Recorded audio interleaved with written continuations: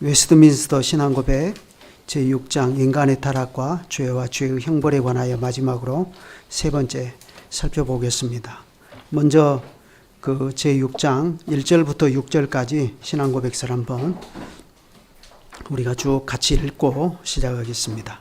1절을 한번 같이 읽으시죠. 시작.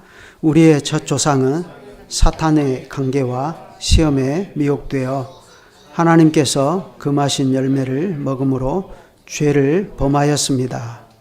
그들의 이러한 죄를 하나님께서는 그분의 지혜롭고 거룩한 뜻에 따라 기꺼이 허용하셨는데 이는 그럼으로써 자기의 영광을 나타내기로 정하셨기 때문이었습니다. 2절.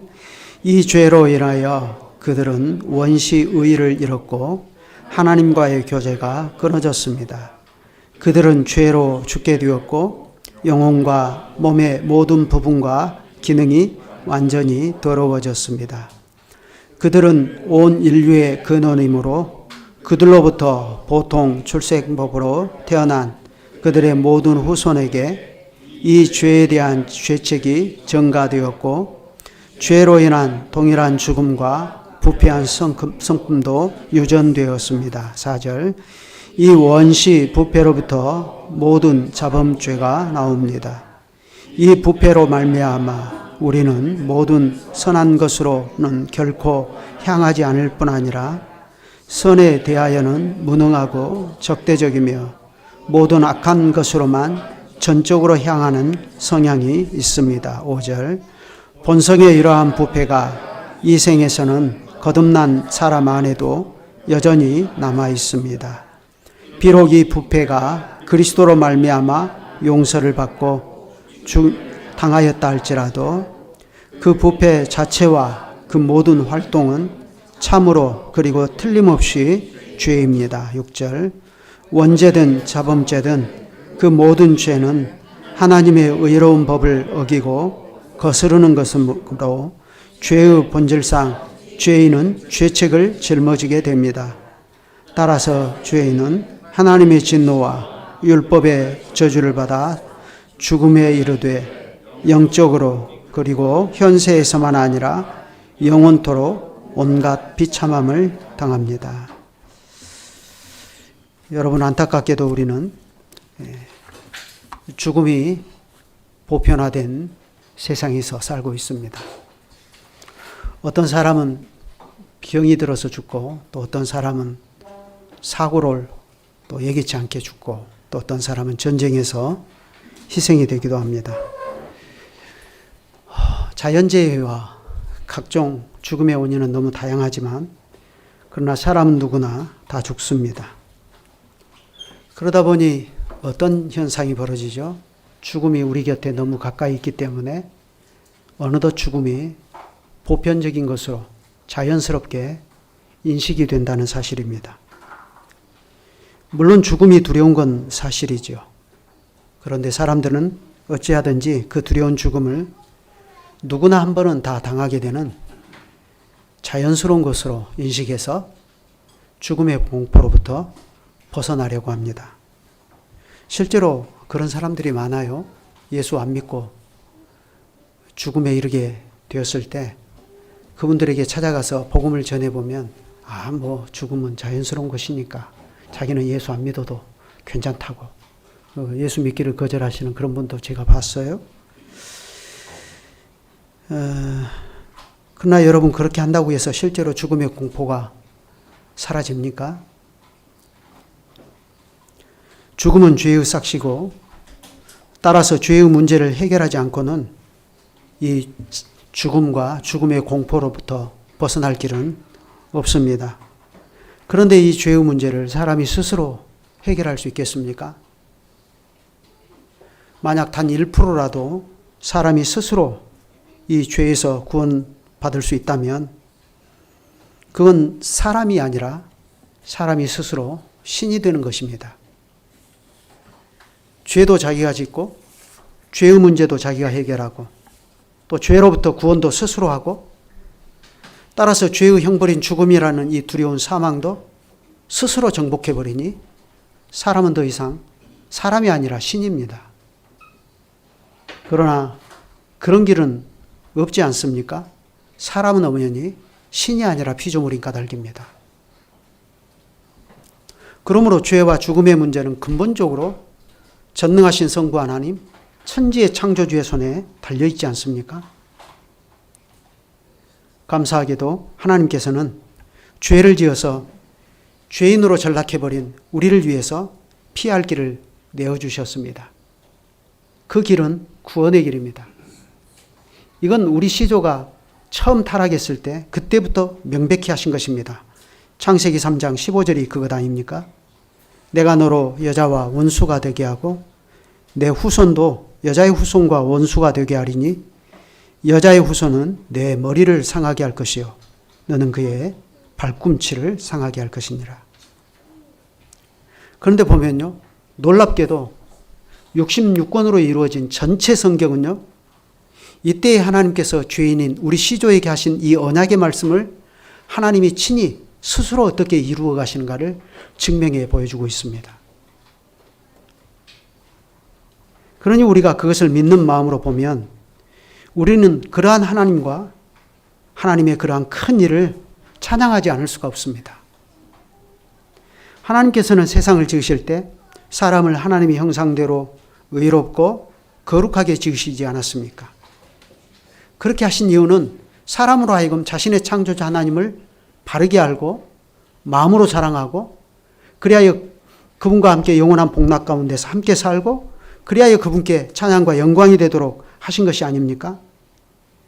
인생이 하나님을 알고 하나님의 구원을 알고 인생의 참되고 영원한 행복이 하나님과 영원히 교제하며 영원히 함께 사는 것에 있음을 깨닫는다면 이것을 아는 인생은 하나님을 찬양하지 않을 수가 없는 것입니다. 그러한 찬송이 인생의 심연에서부터 터져나올 때에 인생은 비로소 지옥의 굴레와 사망의 두려움으로부터 벗어날 수 있습니다. 과연 히브리서가 전한 그 복음과 같지 않습니까? 자녀들은 혈과 육에 속하였으며 그도 또한 같은 모양으로 혈과 육을 함께 지니심은 죽음을 통하여 죽음의 세력을 사로잡은 자 곧 마귀를 멸하시며 또 죽기를 무서워함으로 한평생 매여 종노릇하는 모든 자들을 놓아주려 하심이니 하였습니다. 여러분, 우리가 이러한 지극히 복된 하나님의 구원을 알고 삼위 하나님을 참되게 찬양하는 단계에 이르려면 무엇보다도 우리는 우리 자신의 죄와 비참에 대해서 똑바로 그리고 철저하게 알아야 됩니다. 왜냐하면 죄를 알지 못하면 구원을 모르는 겁니다. 그렇다면 우리가 우리의 죄로 인하여 잃어버리게 된 것이 무엇이며 그로 인하여 얻게 된 인생의 비참이 무엇인가를 생각해 보십시오. 바로 그 점을 2절이 이야기하고 있지 않습니까? 이 죄로 인하여 그들은 원시 의의를 잃었고 하나님과의 교제가 끊어졌습니다. 그들은 죄로 죽게 되었고 영혼과 몸의 모든 부분과 기능이 완전히 더러워졌습니다. 여러분, 하나님과의 교제가 끊어졌다는 것을 고통스럽게 느끼는 사람이 하나님의 백성입니다. 예수님께서 단 몇 시간이죠. 아버지께 버림받았다는 사실 그 자체로 인해서 두려워하시며 엘리 엘리 라마 사박다니 하고 외치지 않으셨습니까? 아버지 아버지 어찌하여 나를 버리셨습니까? 거기에 성부 하나님의 어떠한 뜻이 있다는 것을 예수님이 모르셨습니까? 아셨습니다. 그럼에도 불구하고 예수님은 성자 그리스도로서 성부께 버림받는다라고 하는 것, 그래서 잠시 잠깐이라도 인생들의 죄를 위해서 그분이 성부와 의해 교제가 끊어지는 흑암 속으로 들어간다는 것이 얼마나 고통스러운 것인가를 아셨기 때문에 그렇게 부르짖으신 것입니다. 그렇다면 하나님의 백성도 하나님의 교제가 끊어졌다, 하나님과의 교제가 끊어진다는 것에 대해서 큰 고통을 느끼는 것입니다. 건우가 학교에 갔다 왔는데 집이 잠겨져 있어요. 아무리 배를 눌러도 문을 집에서 안 열어줘요. 근데 사람이 없어요. 알고 봤더니 엄마 아빠가 딴 데로 이사가 버렸어요. 그러면 건우는 기분이 좋을까요? 아니면 내가 엄마 아빠에게 버림받았구나 하는 생각에 몹시 마음이 슬플까요? 반반.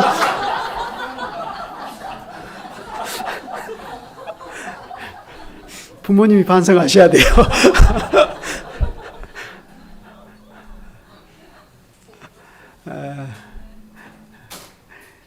굉장히 목사님은 마음이 슬플 것 같아요. 엄마 아빠로부터 버림받았다는 거. 그건 엄마 아빠와 함께 사는 그 교제로부터 끊어진 것을 의미하잖아요. 굉장히 힘든 거잖아요. 우리가 하나님께 버림을 받고 교제가 끊어졌다는 것은 그런 거예요. 근데 예수님께서 우리를 위해서 우리가 하나님께 버림받지 않도록 하시려고 예수님이 하나님께 버림을 받으신 거예요. 그러니 예수님의 사랑이 얼마나 커요? 예수님 때문에 우리가 하나님과 함께 살 수가 있게 되는 거죠. 그러나 어쨌든 지난 시간에는 어디까지 우리가 봤냐면 이 죄로 인하여 그들의 원시 의를 잃었고 하나님과의 교제가 끊어졌고 그들은 죄로 죽게 되었다 하는 것까지 보았습니다. 그런데 이제 오늘은 그 나머지 영혼과 몸의 모든 부분과 기능이 완전히 더러워졌습니다 하는 이 부분입니다. 이건 그 뒤에 나오는 3절과 연결해서 보아야 할 필요가 있어요. 3절을 한번 보죠. 그들은 온 인류의 근원이므로 같이요 그들로부터 보통 출생법으로 태어난 그들의 모든 후손에게 이 죄에 대한 치유책이 전가되었고 죄로 인한 동일한 죽음과 부패한 성품도 유전되었습니다. 여러분, 자 이번에는 예린이한테 물어볼게요. 인류 최초의 사람이 누구죠? 그러면 이제 예진이 인류 최초의 죄인은 누구예요?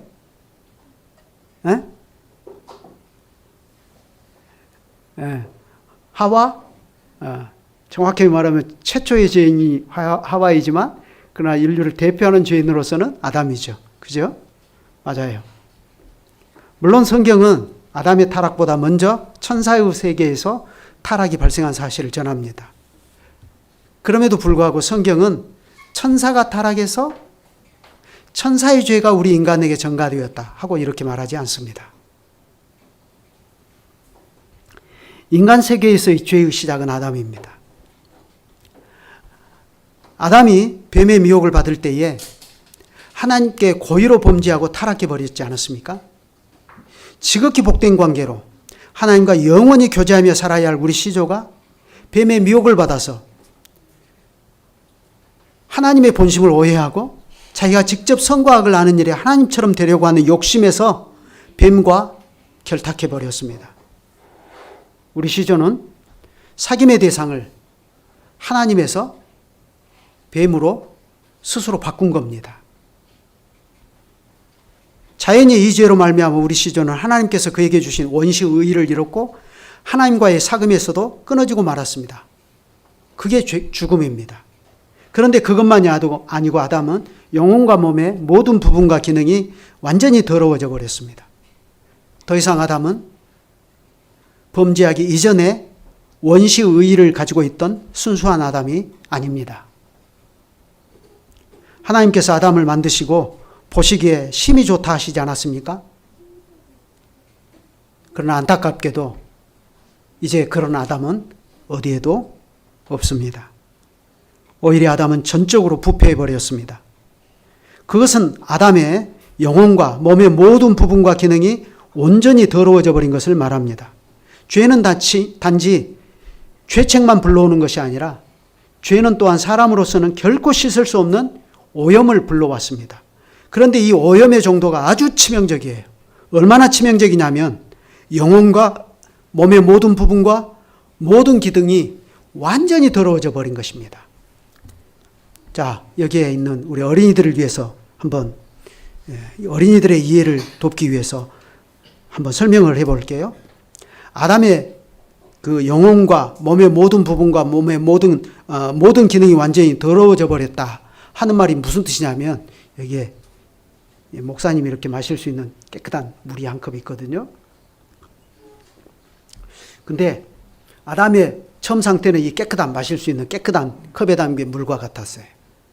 그런데 아담이 이제 죄를 짓고 부패해 버렸다는 것은 목사님이 마시는 이 물에 건우가 화장실 변기에서 더러운 물을 한 방울 딱 떠가지고 나 몰래 똑 떨쳐놓은 것하고 똑같아요. 그러면 그때부터 이거 마실 수 있어요? 마실 수 없어요?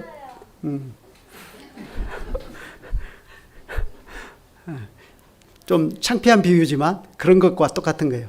물을 한 방울 오염된 물을 떨어뜨리면 이게 전체 물에 쫙 퍼져버리잖아요. 그죠?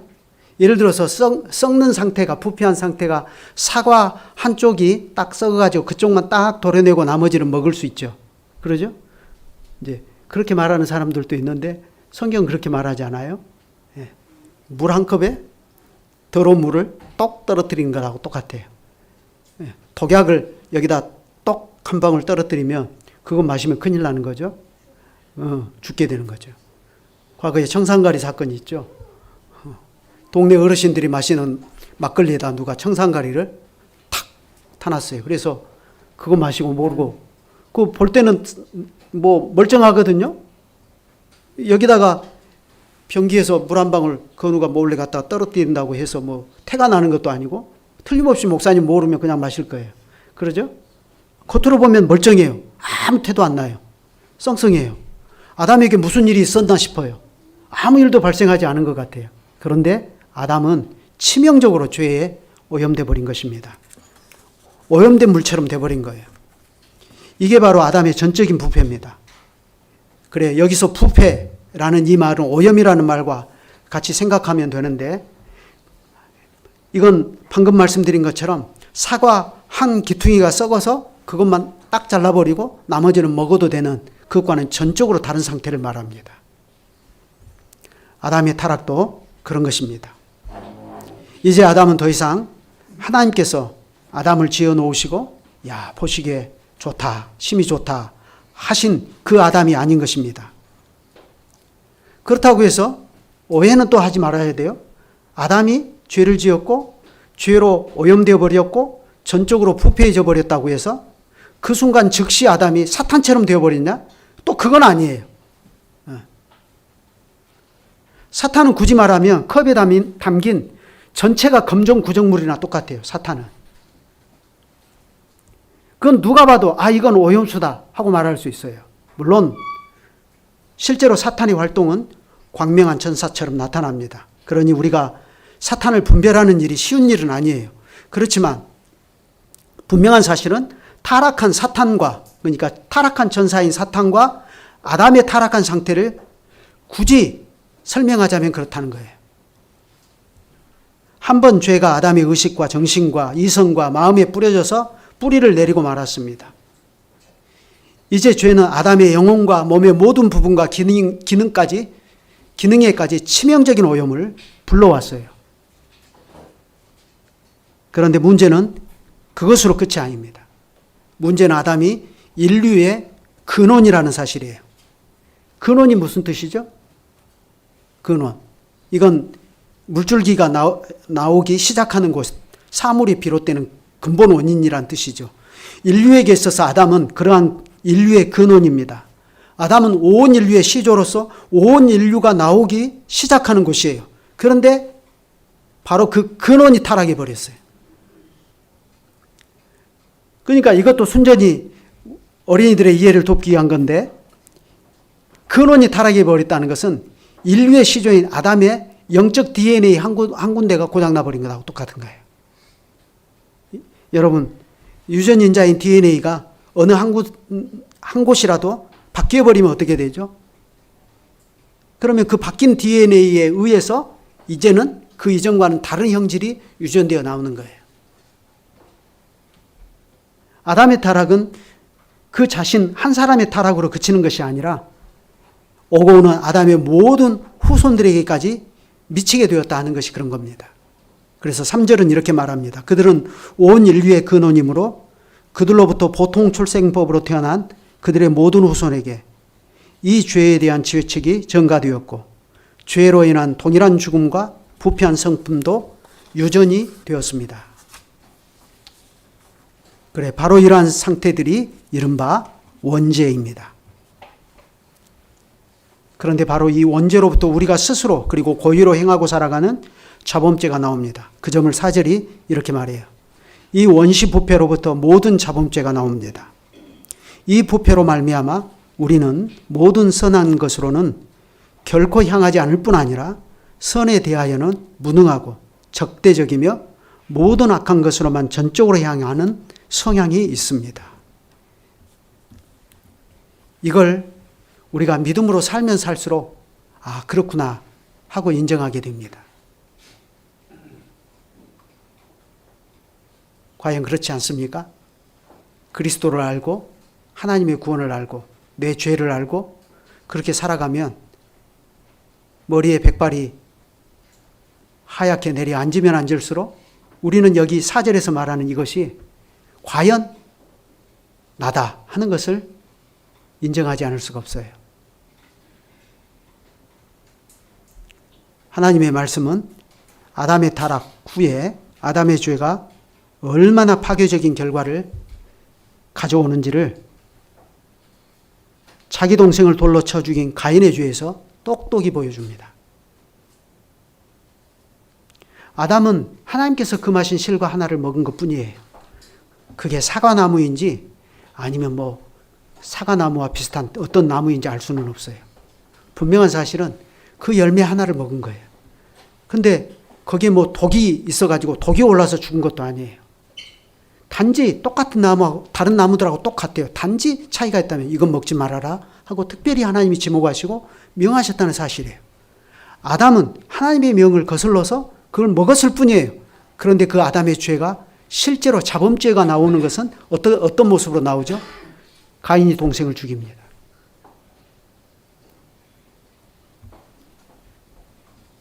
죄의 파괴적인 결과를 보여주는 겁니다. 그러면서 동시에 그것이 또 얼마나 급속하게 퍼져나가서 그것이 본래는 선하게 참된 의와 거룩함으로 짐을 받은 인생들의 성향을 얼마나 악하게 만들어버렸는지 하나님의 말씀은 창세기 6장에서 이러한 말로 가르칩니다. 여호와께서 사람의 죄악이 세상에 가득함과 그의 마음으로 생각하는 모든 계획이 항상 악할 뿐임을 보시고 땅 위에 사람 지으셨음을 한탄하사 마음에 근심하시고 이렇게 말씀하셔요. 이건 신약시대에 이르러 바울의 말로도 확인할 수 있지 않습니까? 물론 시편을 인용한 것이지만 기록된 바 의인은 없나니 하나도 없으며 깨닫는 자도 없고 하나님을 찾는 자도 없고 다 치우쳐 함께 무익하게 되고 선을 행하는 자는 없나니 하나도 없도다.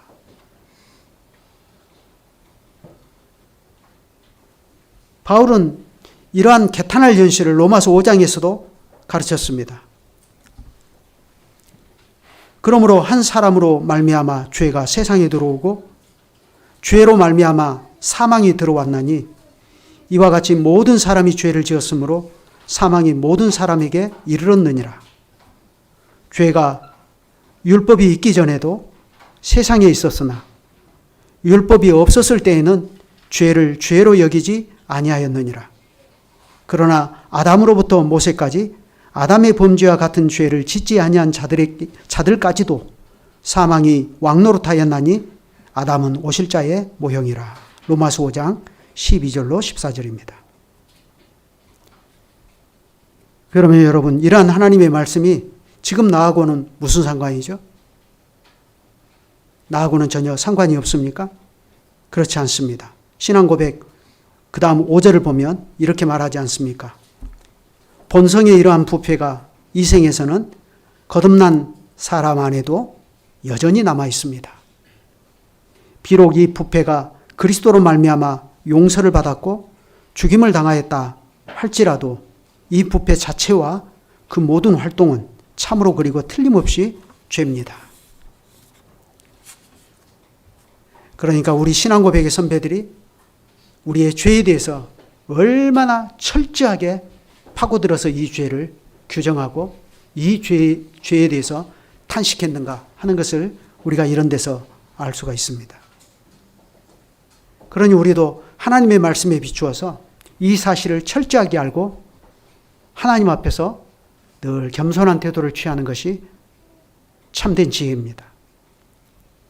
왜냐하면 참된 겸손은 인간의 전적인 부패를 인정하고서 사람 자체에 어떠한 가능성과 어떠한 소망도 두지 아니하고 사람 자체의 지혜와 힘을 의지하지 않냐고 오직 우리의 구원이 되시는 하나님을 의지하는 데 있는 까닭입니다. 그 점에서 여러분이 잘 아시는 어거스틴 선생이 기독교 신앙의 핵심을 겸손이다 하고 역설한 것을 우리가 기억할 필요가 있습니다. 그것은 그가 죄에 대하여 철저하게 깨닫되 인생의 전적 부패를 철저하게 인정한 것과 무관하지 않을 것입니다. 다시 한번 신앙고백 5절을 한번 보시죠. 같이 한번 읽으시죠. 시작. 본성의 이러한 부패가 이 생에서는 거듭난 사람 안에도 여전히 남아 있습니다. 비록 이 부패가 그리스도로 말미암아 용서를 받고 죽임을 당하였다 할지라도 그 부패 자체와 그 모든 활동은 참으로 그리고 틀림없이 죄입니다. 제가 지난번에 수요일 날 기도회에서 김선수 목사님 얘기하면서 목사님께서 제자들이 죄가 무엇입니까? 참 목회를 하면 할수록 죄가 그 깊이가 깊고 한마디로 단언하기가 어렵습니다. 죄가 무엇입니까? 물으니까 교수님이 그렇게 답하셨다고 그랬죠. 참을 뜸들이시다가 사는 것이 죄죠. 근데 그분이 농담을 하신 게 아니에요. 눈물을 톡톡 닭똥 같은 눈물을 흘리면서 그렇게 대답하셨어요. 사는 것이 죄죠. 제가 그 얘기를 아내한테 했더니 지나치게 염세주의적인 대답 아니야 그러더라고요. 모르니까 하는 소리예요. 우리가 하나님 앞에서 어떻게 살아야 하는가를 하나님의 말씀을 알면 알수록 아는데 거기에 미치지 못하는, 하나님의 법을 순종하며 미치지 못하는 자기 자신의 한계를 보는 거예요. 사는 것 자체가 죄구나. 그런데 하나님께서 그런 인생들을 구원해 주시거든요. 여러분, 우리도 마찬가지입니다. 전적인 부패를 알고 그걸 철저히 인정하는 사람만이 그리스도 안에서 베푸시는 하나님의 은혜만을 간절히 붙들고 그리스도께서 주시는 생명으로만 내가 이제부터 행해야 되겠구나 하는 그런 마음을 간절히 품을 수가 있게 되는 것입니다. 자신이 죄인이라는 사실을 겸손히 인정하고 한낱 사람으로 행하지 아니하려고 하는 이것이 신앙의 출발점입니다. 우리는 이러한 죄의 인식에서 그래, 이 죄를 하나님께서 얼마나 무섭게 심판하시는가 하는 것도 잘 알아야 됩니다. 그 점은 6절이 이야기하고 있습니다. 6절을 같이 읽어보실까요?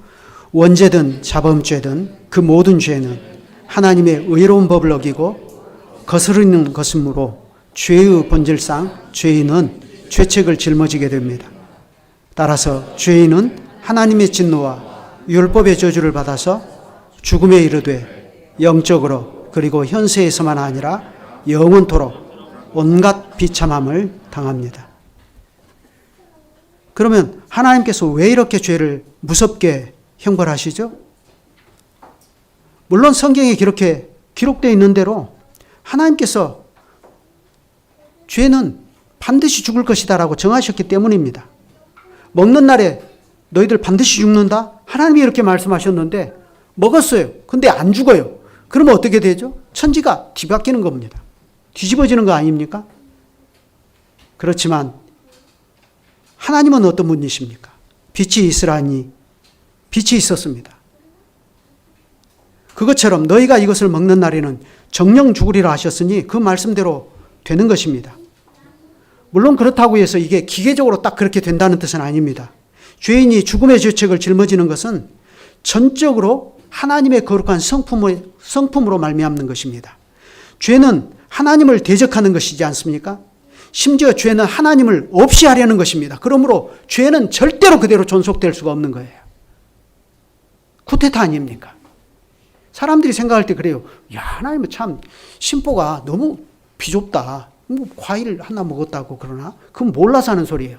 그건 하나님의 자리를 찬탈해 버리는 거예요. 하나님을 없이 해버리려고 하는 것 아닙니까? 하나님의 거룩하심과 영광은 한낱 피조물을 하나님 가까이 불러주셔서 영원히 하나님의 사랑과 선하심 아래 살게 해주신 데서 가장 잘 드러나지 않습니까? 그런데 죄가 뭐죠? 이렇게 거룩하고 영광스러우신 하나님을 대적하고 미워하는 것입니다. 그러니 마땅히 이 죄는 벌을 받아야 하고 형벌을 통하여 제거되는 방법밖에는 없는 것입니다.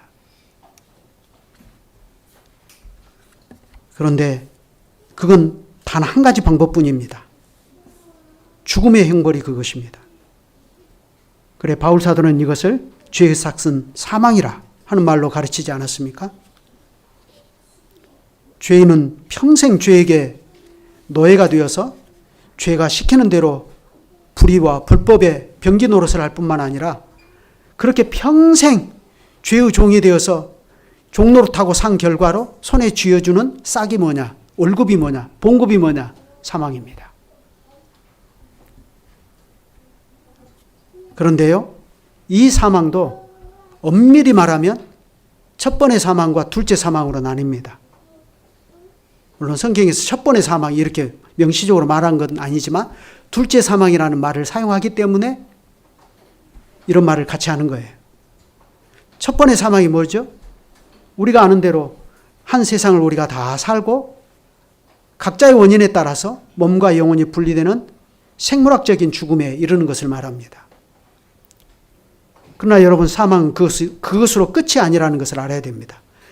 생물학적인 죽음 후에는 반드시 최후의 심판을 거쳐서 그리스도 밖에 있는 인생들은 두 번째 사망에, 둘째 사망에 이르게 됩니다.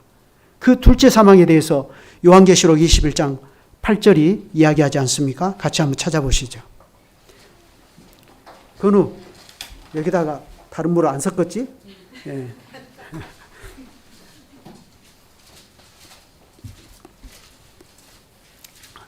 자, 21장 8절 계시록 같이 한번 읽죠. 시작. 그러나 두려워하는 자들과 믿지 아니하는 자들과 흉악한 자들과 살인자들과 음행하는 자들과 점술가들과 우상 숭배자들과 거짓말하는 모든 자들은 불과 유황으로 타는 못에 던져지리니 이것이 둘째 사망이니라. 이렇게 성경은 명시적으로 둘째 사망을 이야기합니다.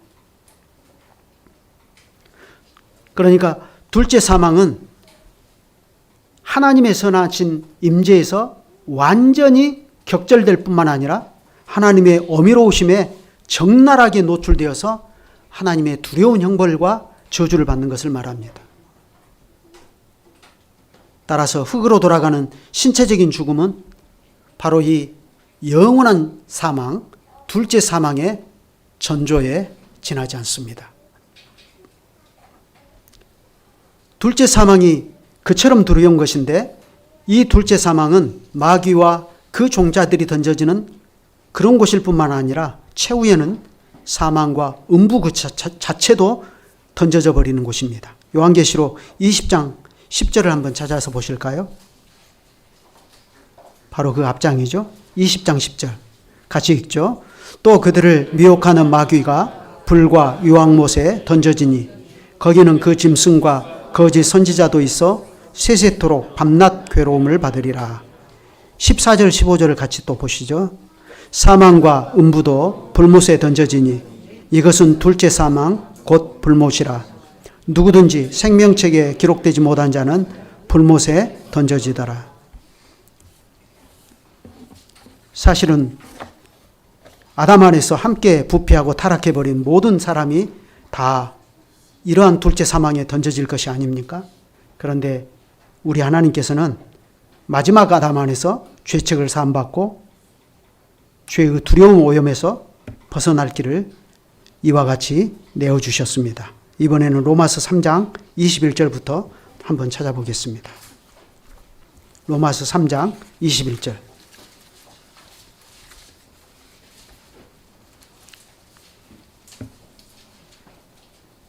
이제는 율법에 의해 하나님의 한 의의가 나타났으니 율법과 선지자들에게 증거를 받은 것이라. 곧 예수 그리스도를 믿음으로 말미암아 모든 믿는 자에게 미치는 하나님의 의인이 차별이 없느니라. 모든 사람이 죄를 범하였음에 하나님의 영광에 이르지 못하더니 그리스도 예수 안에 있는 속량으로 말미암아 하나님의 은혜로 값없이 의롭다 하심을 얻은 자 되었느니라. 이 예수를 하나님이 그의 피로써 믿음으로 말미암는 화목제물로 세우셨으니 이는 하나님께서 길이 참으시는 중에 전에 지은 죄를 간과하심으로 자기의 의로우심을 나타내려 하심이니 곧 이때에 자기의 의로우심을 나타내사 자기도 의로우시며 또한 예수 믿는 자를 의롭다 하려 하심이라. 성부께서 때가 참에 독생자를 여인에게 나게 하시고 율법 아래 나게 하셔서 율법의 저주 아래 있던 우리를 속량하셔서 하나님의 자녀들이 될 수 있게 해주셨습니다. 갈라디아서 4장 4절 5절이 전하지 않습니까? 때가 참에 하나님이 그 아들을 보내사 여자에게서 나게 하시고 율법 아래 나게 하신 것은 율법 아래 있는 자들을 속량하시고 우리로 아들의 명분을 얻게 하려 하심이라. 아담을 심판하시던 그 자리에서 장차 여인의 씨로 말미암아 뱀의 머리를 상하게 하실 것을 약속하신 주님께서 한낱 여인에게 나셔서 십자가의 율법의 저주를 받으실 뿐만 아니라 십자가의 죽으심으로써 사망의 권세 잡은 자 마귀를 없이 하시고 우리를 죄의 종살이에서 해방하셨습니다. 그래 이 강설 서두에 읽은 대로 히브리서의 이 위대한 진리가 여기에서 이루어지게 하셨습니다. 자녀들은 혈과 육에 속하였음에 그도 또한 같은 모양으로 혈과 육을 함께 지니심은 죽음을 통하여 죽음의 세력을 잡은 자 곧 마귀를 멸하시며 또 죽기를 무서워함으로 한평생 매여 종노릇하는 모든 자들을 놓아주려 하심이니. 사도는 아버지께서 예수를 화목제물로 세우사 우리의 모든 죄를 사하시고 의롭다 하신 일을 교훈하면서 이렇게 힘주어 말씀했습니다. 그런즉 자랑할 때가 어디냐? 있을 수가 없느니라. 무슨 법으로냐? 무슨 행위로냐? 아니라 오직 믿음의 법으로니라. 그러므로 사람이 의롭다 하심을 얻는 것은 율법의 행위에 있지 않고 믿음으로 되는 줄 우리가 인정하노라. 로마서 3장 27절 28절입니다. 자신이 아담 안에서 죄인인 것을 고백하고 다만 그리스도 안에서 구원의 은혜를 입은 사람은 결코 자기를 자랑할 수가 없습니다. 그는 다만 믿음으로 의롭다 하심을 얻은 것을 깨닫고서 겸손히 그리스도 안에 있는 하나님의 의만 붙들고 그리스도께서 주시는 생명으로 율법의 본의를 이루어서 하나님을 사랑하고 이웃을 사랑하여 거룩한 교회로 서서 살아갈 것입니다. 기도드리겠습니다. 거룩하신 하나님, 죄의 문제는 우리 인생들이 참으로 회피하고